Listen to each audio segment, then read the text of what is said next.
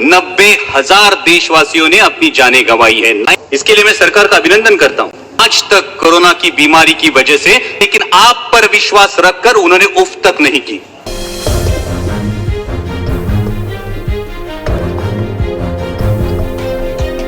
सरकार अपनी पीठ थपथपा रही है कि रिकवरी रेट अच्छा है, मॉर्टेलिटी रेट में कमी आई है। इसके लिए मैं सरकार का अभिनंदन करता हूं, लेकिन इन आंकड़ों के पीछे छुपकर हम इस सच्चाई से मुंह नहीं मोड़ सकते कि आज तक कोरोना की बीमारी की वजह से 90,000 देशवासियों ने अपनी जानें गंवाई है। 90,000 डेथ्स, और इसमें इनडायरेक्ट डेथ, जैसे लॉकडाउन की वजह से सड़क पर चलते हुए माइग्रेंट लेबर्स की मौतें, कारोबार चौपट होने की वजह से परिवारों ने की हुई सामुदायिक खुदकुशियां, ऐसी मौतें शामिल नहीं है। और इसलिए आज ये देश की जनता सरकार से जवाब मांग रही है कि जब कोरोना अपने देश में हाथ पैर फैला रहा था, तब आप अमेरिकी राष्ट्राध्यक्ष के स्वागत में मशगूल थे। जब देश की सेहत संभालने के प्रयास जरूरी थे, तब आप राज्यों की सरकारें गिराने के प्रयास में लगे हुए थे, और इसका खामियाजा आज देश के हर आदमी को भुगतना पड़ रहा है।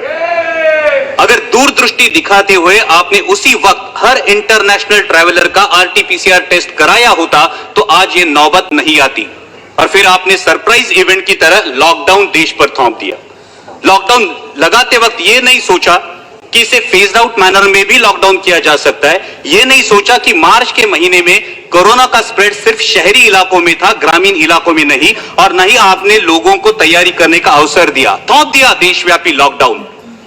परिणाम स्वरूप किसानों के हाथ से फसल चली गई, कईयों की रोजी रोटी चली गई, माइग्रेंट लेबर्स को सैकड़ों किलोमीटर पैदल चलना पड़ा। लोगों ने बच्चों को बिस्कुट खिलाकर, पानी पिलाकर सुला दिया, लेकिन आप पर विश्वास रखकर उन्होंने उफ तक नहीं की। फिर आपने कहा तालियां बजाओ, हमने तालियां बजाई, थालियां पीटी, घंटानाद किया, शंख ध्वनि किए, दिए भी जलाए, हमने सब किया, आप पर विश्वास रखकर किया। और विश्वास यह था कि सरकार पूरी जिम्मेदारी से कोरोना की रोकथाम करेगी। आज भी oxygen bed, ventilator, ICU bed की उपलब्धि के आंकड़े जोर शोर से बताए जाते हैं अध्यक्ष महोदया, लेकिन वास्तविकता क्या है?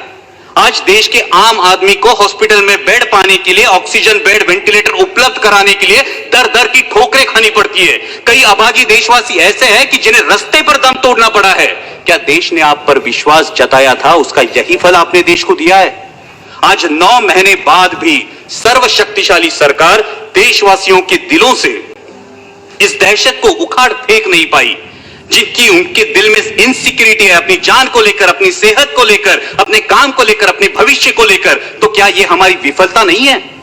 आज कोरोना की मृत्यु संख्या में देश विश्व में दूसरे पायदान पर है अध्यक्ष महोदया, और फास्टेस्ट ग्रोइंग केस लोड में हमने अमेरिका और ब्राजील को पीछे छोड़ के पहला पायदान प्राप्त कर लिया। क्या यह भूषणावह है हमारे लिए?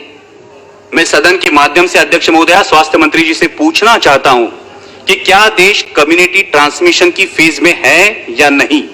अगर इस सवाल का जवाब हां है, तो सरकार की सब पॉलिसीज फेल हो चुकी है, इसका यह सबूत है।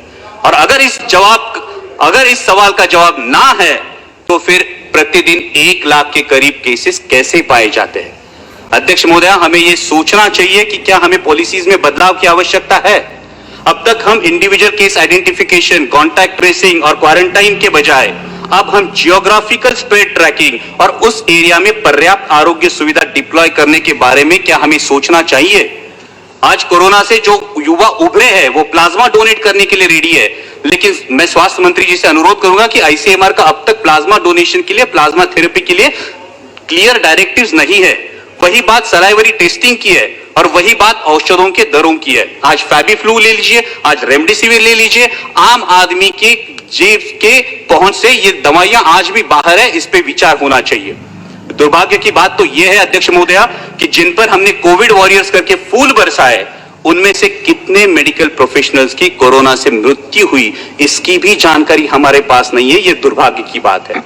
जब मैं ज्योग्राफिकल डिस्ट्रीब्यूशन की बात कर रहा हूं अध्यक्ष महोदया, तो मैं मेरे साथी सांसद फैजल जी का अभिनंदन करूंगा कि लक्षद्वीप में आज तक एक भी कोविड का केस पाया नहीं गया, इसलिए मैं अभिनंदन करूंगा।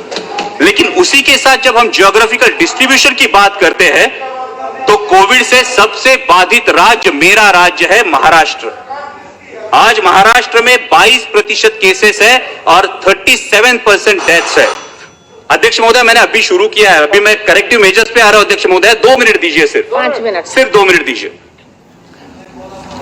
और जैसा सांसद अरविंद जी सावंत ने कहा, उस प्रकार से महाराष्ट्र सरकार पूरी तरीके से कोशिश कर रही है, आदरणीय शरद पवार जी के मार्गदर्शन में कर रही है। हमारे स्वास्थ्य मंत्री राजेश जी टोपे आए दिन फील्ड पर है, लेकिन WHO के अनुमान के अनुसार नवंबर दिसंबर में हालात और बिगड़ सकते हैं अध्यक्ष महोदया। और ऐसे में भारत सरकार ने 1 सितंबर से महाराष्ट्र सरकार की ventilators, PPE kits, testing kits, N95 mask, ये मदद पूरी तरह से रोक दी है। हमारे मराठी में कहावत है अध्यक्ष महोदया, आई जेऊ घाली ना आणि बाप भीक मागू देना। ऐसा बर्ताव केंद्र की सरकार महाराष्ट्र सरकार से साथ कर रही है। क्या महाराष्ट्र के रहवासी देशवासी नहीं है? क्या महाराष्ट्र के रहवासियों के प्रति केंद्र सरकार का कोई उत्तरदायित्व नहीं है? मैं इस सदन के माध्यम से मांग करता हूं कि अविलंब महाराष्ट्र सरकार को टेस्टिंग किट्स और अदर कंज्यूमेबल्स की मदद मुहैया की जाए और उसी के साथ अनइंटरप्टेड ऑक्सीजन सप्लाई के लिए महाराष्ट्र में ऑक्सीजन मैन्युफैक्चरिंग मेगा यूनिट के निर्माण के बारे में सोचा जाए। अध्यक्ष महोदय, जब हम कोविड की लड़ाई में रिसोर्सेज की बात करते हैं, उतना ही अहम है स्किल्ड मैन पावर। जैसे कि आरोग्य मंत्री, मैडम ये बहुत अहम मुद्दा है, देश के लिए बहुत अहम मुद्दा है कि जैसा कि आरोग्य मंत्री जी ने बताया, कोरोना का वैक्सीन आने में कुछ समय लगेगा, मालूम। तो इसके लिए हमें सिर्फ 2 मुद्दे, इसके लिए हमें स्किल्ड मैन पावर की जरूरत पड़ने वाली है। और इसीलिए जो नेशनल हेल्थ मिशन के रेट्स है, उन रेट्स में आसानी से स्किल्ड मैन पावर उपलब्ध नहीं हो सकती। इसलिए नेशनल हेल्थ मिशन के रेट्स को रिवाइज किया जाए ताकि और ज्यादा स्किल्ड मैन पावर इस कोरोना की लड़ाई में इन्फ्यूज की जा सके। और उसी के साथ बहुत बहुत धन्यवाद MCI अध्यक्ष जी। सब्सक्राइब नहीं किया है तो प्लीज सब्सक्राइब कीजिए और ताज़ा अपडेट पाने के लिए बेल आइकन को दबाना ना भूलें।